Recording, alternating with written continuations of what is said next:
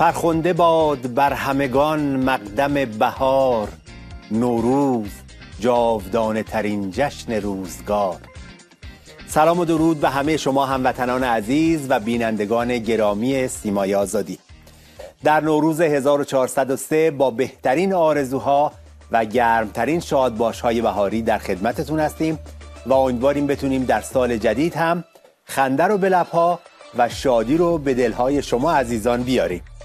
همکارانم برای ایام نوروز بخش‌های متفاوت و طنزهای متنوعی رو در نظر گرفتن که در واقع بیان اوضاع و احوال زار و نزار رژیم آخوندی در سال 402 به زبان طنز است. با آرزوی سلامتی و تندرستی برای همه شما عزیزان ازتون دعوت میکنیم که ما رو در این برنامه پیک بهاری همراهی کنید.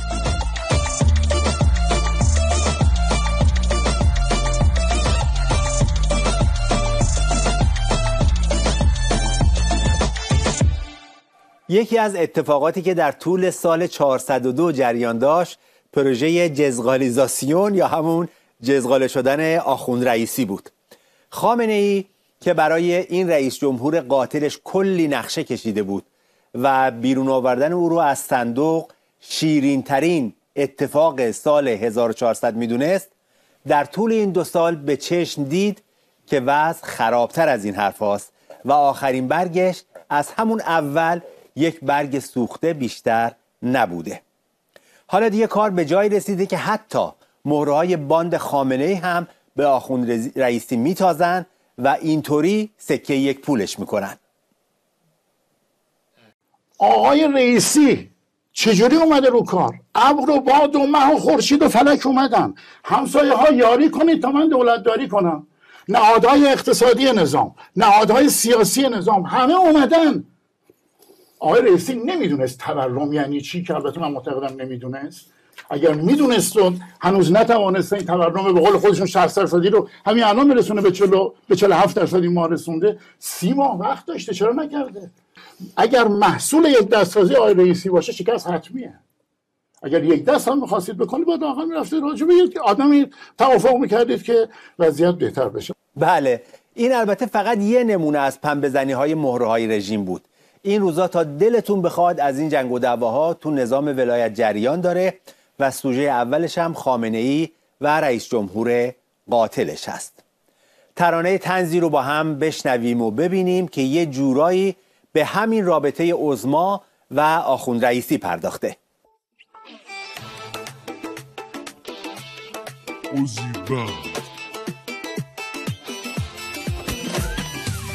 خدای آموزمان ماست، با حال خیلی بلاست، با یه ثابت همه جنگ ماست، نظامش همه پخش و پلاست. بابا حرفت چیه؟ 80 سالت دردت چیه؟ عرفتاراش پیداست، ته خط واسش اینجاست. داری میریم همه به درک، واسه ما نمونده دیگه فک. شیش و بشور جفت شیش نمیاد دیگه، فقط میاد یک کتک. داری میریم همه به درک، واسه ما نمونده دیگه فک. مگه صافکاری میشیم؟ نه ما شدی نباشد. نظام من میخواستم بشه یه پایه با تو رئیسی. ما رو بگو که کدی رو به چی کرد میری تو مینی بوزی. هی ابی کجایی؟ چی کار میکنی؟ چه خبر نیستی پوشی؟ بب از کارا به تو هم داری میخواری سوراخ موشی. وزیر بامایی ببند بابا چی میخوانه جونم بابا دیگه واقعا رد دادم. ما چه کرد مخنی نرفشاشا عصبانی کشم میزنه موشک و خرابکاری میشه بده من پوشک و هر شب این بالا میره تب و دود پنک و پتو و دوشک و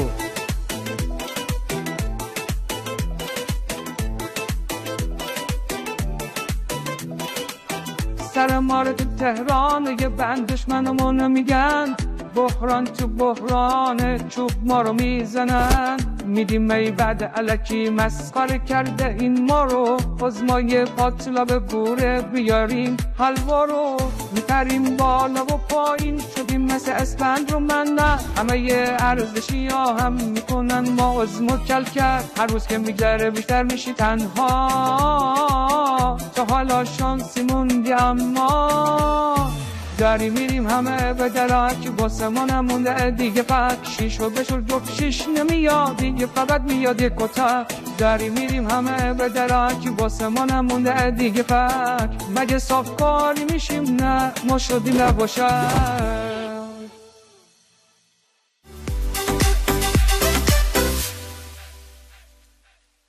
اگه یادتون باشه پارسال آقا جون اینا تشریف آورده بودن اینجا و یک عید دیدنی پرشور رو با هم داشتیم. اما امسال آقا جون، خسرو و اسی رو برداشته و دست جمعی رفتن تو یک مسابقه تلویزیونی شرکت کردن. اسم این مسابقه هم هست هوش طبیعی. این که مجری این مسابقه کی هست و موضوع مسابقه چیه و کی توش برنده میشه سوالیه که من ترجیح میدم چیزی دربارش نگم و خودتون تماشا کنید.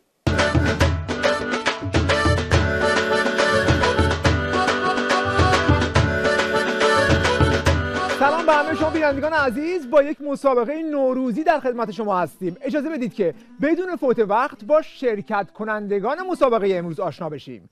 تشکر میکنم از خانواده آقا جون اینا که زحمت کشیدن و به استودیوی ما اومدن تا در یک رقابت خانوادگی جایزه ویژه عید نوروز رو به دست بیارن. خواهش میکنم تشویق بفرمایید.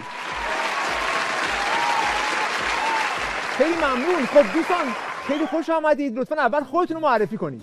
با سلام آقا جون اینا. سلام ایسیم بچه برادر آقا جون اینا. درست میگه. با سلام خسرو هم فرزند آقا جون اینا. خب آقا جون نمیخواین خسرو رو هم تایید کنید؟ زیاد به چشم آشنا نیست، یه جا دیدمش ولی نمیدونم کجا بوده. ناراحت نشو آقای مجری، آقا جون همین جوریه. تنها جایی که آقا جون مسئولیتمو قبول کرد صف نظری بود که گفت اینم پسرمه، قضاشو بدین به من. خب میخواستم قضا حیف و میل نشه آخه. شوخی کردم آقای مجری. این لیسانس دست فروشم احتمالاً فرزند منه. خیلی عالی خیلی عالی. خب باشه، بعد از این معرفی شیرین میریم سراغ سوالات مسابقه. قانون مسابقه هم که آشنا هستید دیگه. من سوال رو میپرسم، هر کس که زودتر زنگ زد اون اول جواب میده. سوال اول: آن چیست که زمستان خونه رو گرم میکنه و تابستان روی درخته؟ بخاریه؟ جان بخاری روی درخت آخه؟ مال خودمه، دلم میخواد بذارمش بالای درخت. شما مشکلی داری؟ نه والا، ما کی باشیم که جلو شما مشکلی داشته باشیم. ولی جواب یه ذره منطقی تر بود. جواب هیزم بود. باشه، از این سوال کسی امتیاز نمیگیره. میریم سراغ سوال بعدی که یک سوال ورزشیه. قبلش بپرسم تو شما کسی ورزشکاره؟ بله. رشته ورزشیتون چیه؟ سگدو. از صبح تا شب برای یه لقمه نان سگدو میزنیم. آها، از اون لحاظ. باشه، پس بریم سراغ سوال بعدی. سوال ورزشی نکنیم، بریم سراغ سوال ساده تر. لطفاً بگید که کدام سد کشور بیشترین تولید برق را دارد؟ صد معبر. سد معبر تولید برق میکنه؟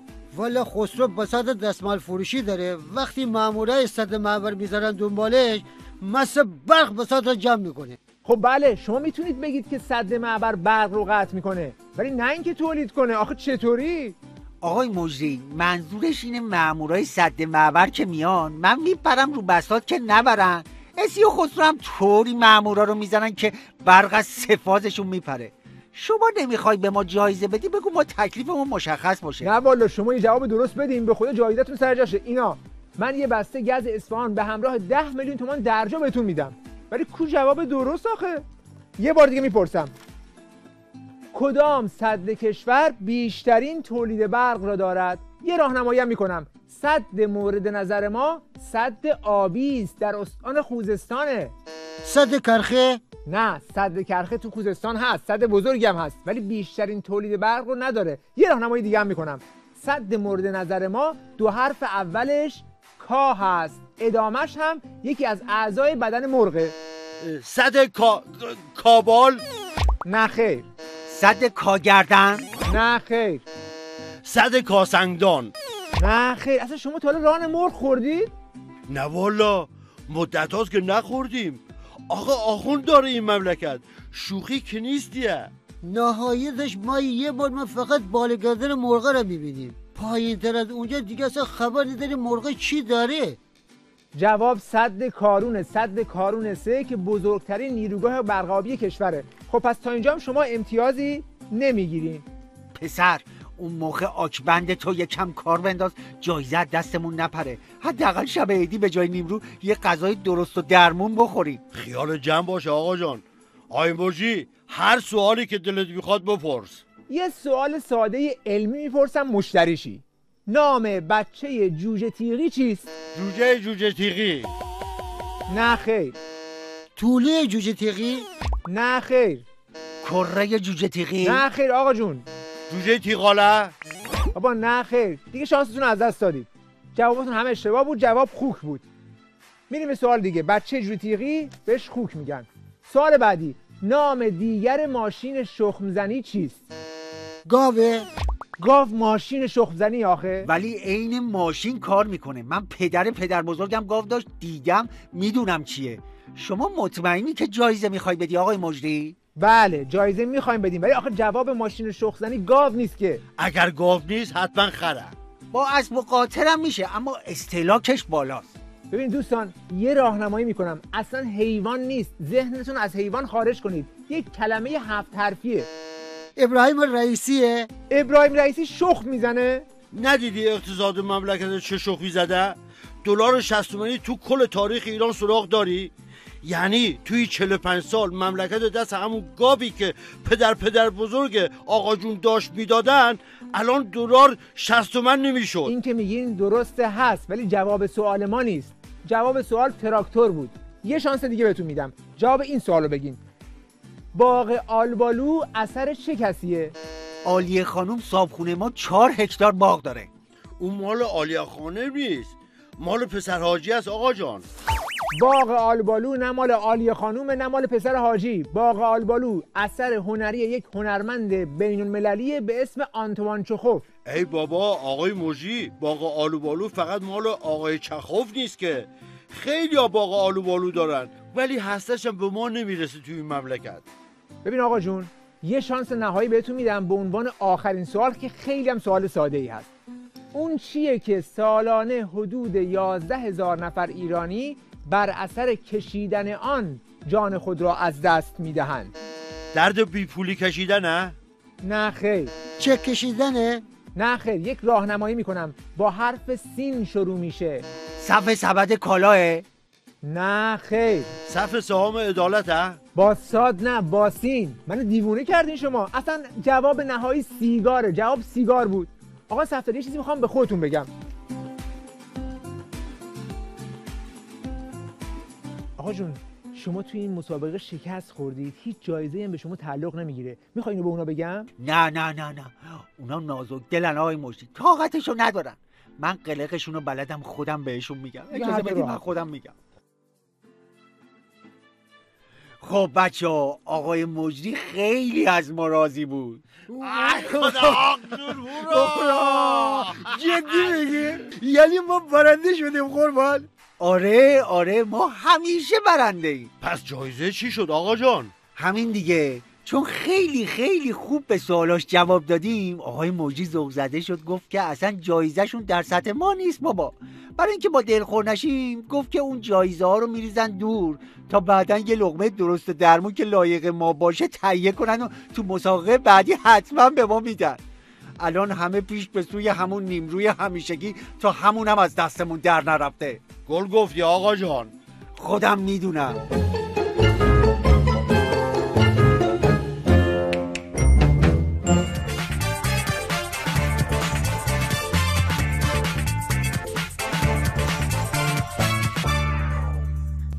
بینندگان عزیز، در روزهای آغازین سال جدید و در برنامه پیک بهاری فرصتی فراهم شد تا یک گفتگوی ویژه تقدیم حضورتون کنیم. گفتگو با چهره آشنایی که مرزهای کمدی رو جابجا کرده و هنوزم با دیدن فیلماش خنده رو بر لبها و شادی رو به دلها میاره. آقای چارلز اسپنسر چاپلین یا همون چارلی چاپلین خودمون.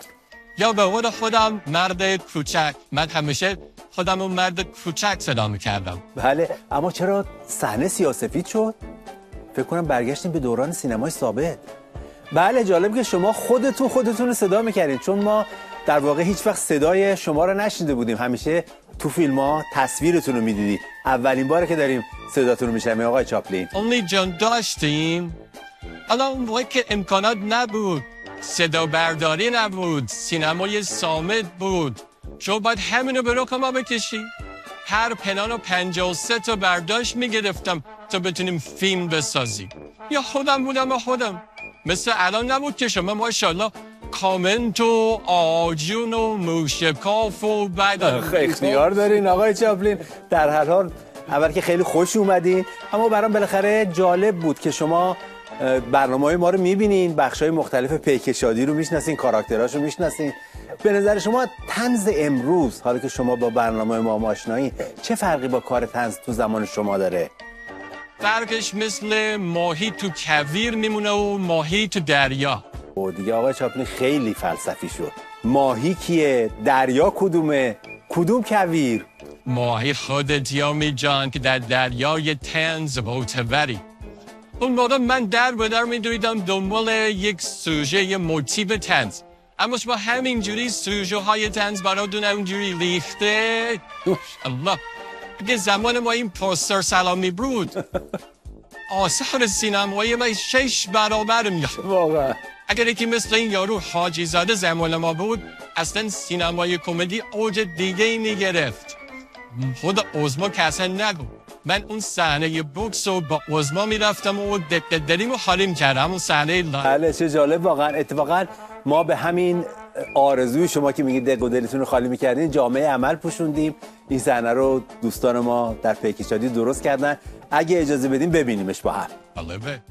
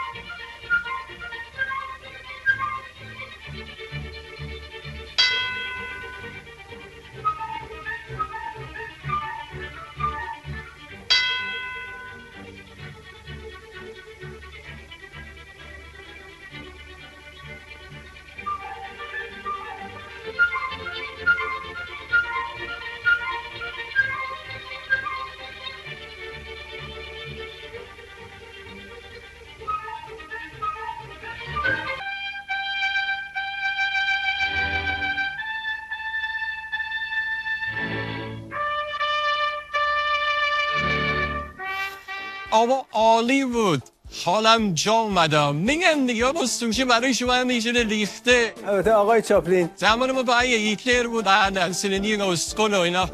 بله، اما کم لطفی هم نکنید، شما هم کم سوژه نداشتین ها. همین که خودتونم گفتین، مگه دیکتاتور بزرگ نبود؟ با غلطک دیگه از رو هیتلر رد شدین شما. بابا هیتلر کجا، یارو کجا؟ من واسه مسخره کردن هیتلر کلی وقت گذاشتم. این اوزمای فرایزاده با جسم ناقصش امروز به میکروفون نرسیده فلفل میکنده. الان دیگه بسیجیان بریشش میکنده. بله آقای چاپلین، هنوزم که هنوزه کارهای شما خودتون هم میدونین دیگه، الگوی طنز پردازاست واقعا. اگه اجازه بدین باز ما پا توی کفشتون کردیم و اون صحنه معروف رقص با کره زمین رو که هیتلر کرده بود بازسازی کردیم. اجازه بدین این رو هم با هم ببینیم، بعد شما نظرتون بدین.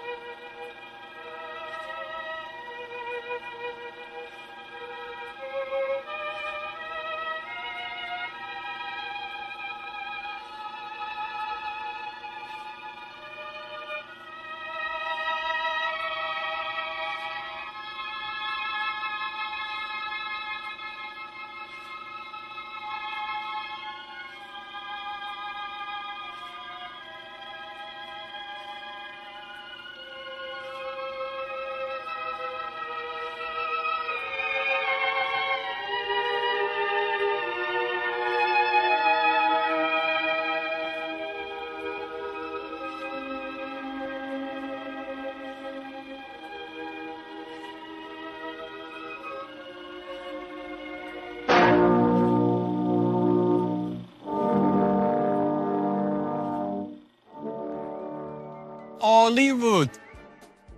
بعد یه فرق کوچولو دارم. هیتلر واقعا نصف دنیا رو گرفته بود. این حامله‌ای بدبخت روی بیت خودش هم درست حسابی کنترل نداره. بله درست میگیم، واقعا حرفاتون که همه درسته. آقای چاپی خیلی خیلی خوشحال شدیم که شما اولا دعوت ما رو قبول کردید.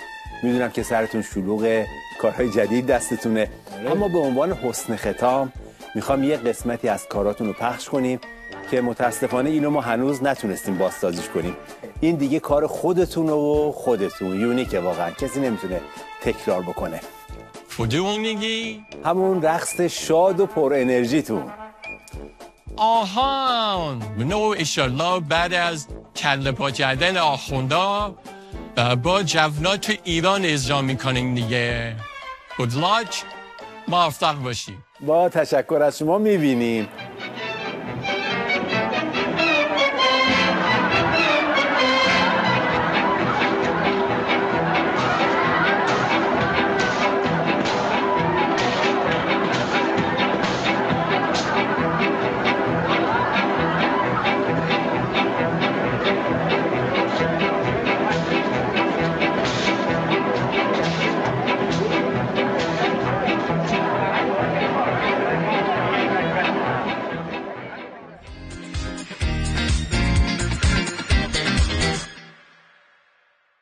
عظمای شاخ شکستم، یه آفتابه تو دستم. چرا آفتابه؟ مثل من شاسیش کجه. امام تو آفتابه چی کار میکردی؟ لاکن خیلی خری، اینقدر کنار آفتابه عکس گرفتم که آخرش کردنم تو آفتابه. امام یاد گول چراب جادو افتادم، همه رو برق میگیره ما رو شوهرمه ادیسون. لاکن کفه، من چیم از گول جادو کمتره؟ حالا گول چراب جادو نیست، به جاش دیو آفتابه جادو که هست. یالا 2 تا آرزو کن ببینم. اما کل دنیا رو برام بگیر، بشم ولی امر کل جهان. ای خاک بر سرت علی گدا، اگه میتونستم کل دنیا رو برای خودم میگرفتم. ندیدی به چه زهر خوردنی افتادم؟ اینا نمیتونم، لاکن بعدی رو بگو. نمیتونی؟ خب بیا و قاسم رو برام زنده کن. لاکن چه فایده داره زندش کنم؟ دوباره کتلتش میکنن. اینم نمیشه، برو بعدی. اینم نمیتونی؟ ببین ملت بد جوری به هم پیله کردن، میخوان کله پام کنن. یه کاری کن دیگه این اغتشاشگرا و براندازا و دشمنا بی خیالم بشن. امام کجا میری؟ لاکن علی گدا، دارم میرم و 2 تا آرزوی اولت برآورده کنم.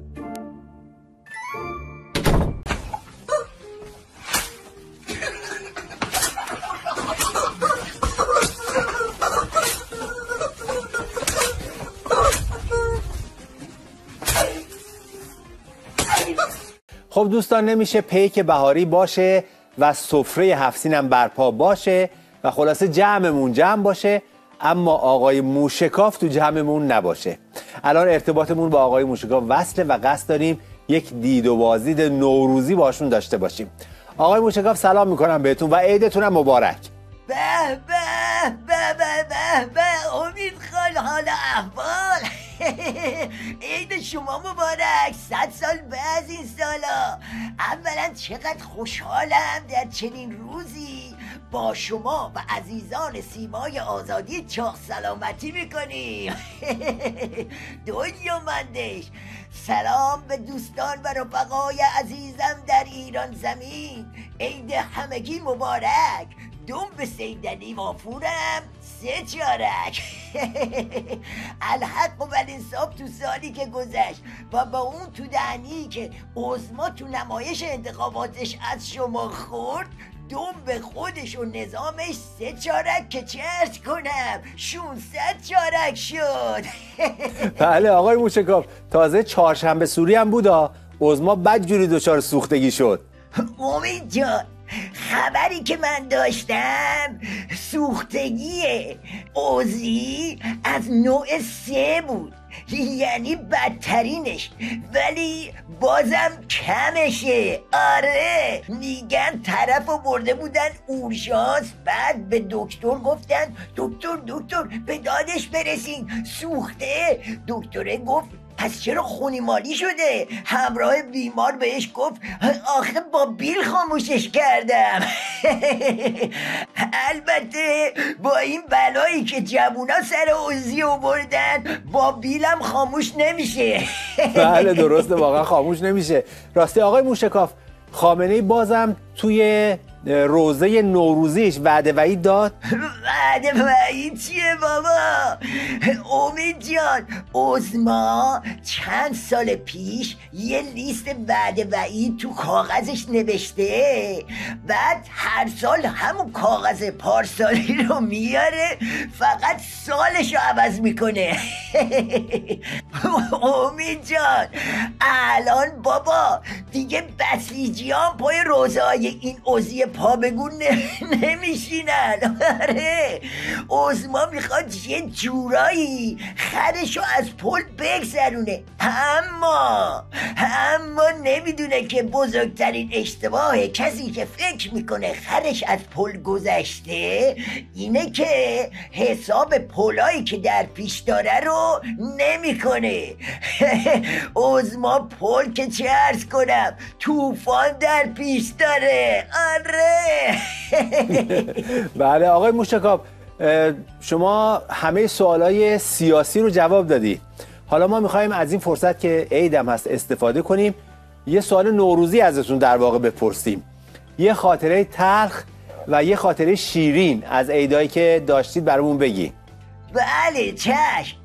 امید جان خاطره تلخم مال خیلی سال پیشه. خاطره تلخی که چه عرض کنم، اولین ضربه‌ای که خوردم همون بود.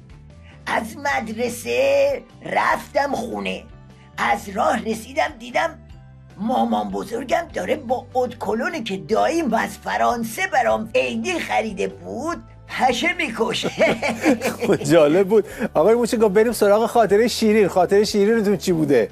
ای به چشم، خاطره شیرین خیلی عالی دارم که خوبه همه بشنون. امید جان منو اینطوری نگاه نکن که میگم و میخندم و حرف میزنم.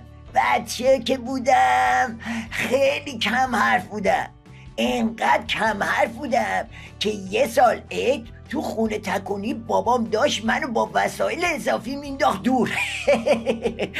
اما عموم اومد و صحنه رو دید، وساطت کرد نذاشت. برگشت به بابام گفت بابا این هنوز قابل استفاده است. بله اینم خیلی جالب بود. خب آقای موشکاف خیلی ممنون، خیلی خوشحال شدیم. انشالله که سال خوبی داشته باشید، سالی با بحث‌های داغ و شفاف، و انشالله که ما هم هر روز ببینیمتون. عیدتون هم باز مبارک. زنده باشید امید جان، هموطنای عزیزم. در آخر میخوام بگم که بهار میاد، همه چی رو تازه میکنه. سال، ماه، هوا، طبیعت، این وسط فقط یه چیز کهنه میشه که به همه تازگی ها میارزه. آره اونم چیه؟ اونم رفاقت من و شماست. آره دوستان رفقا عیدتون مبارک، عزت زیاد. قربان شما.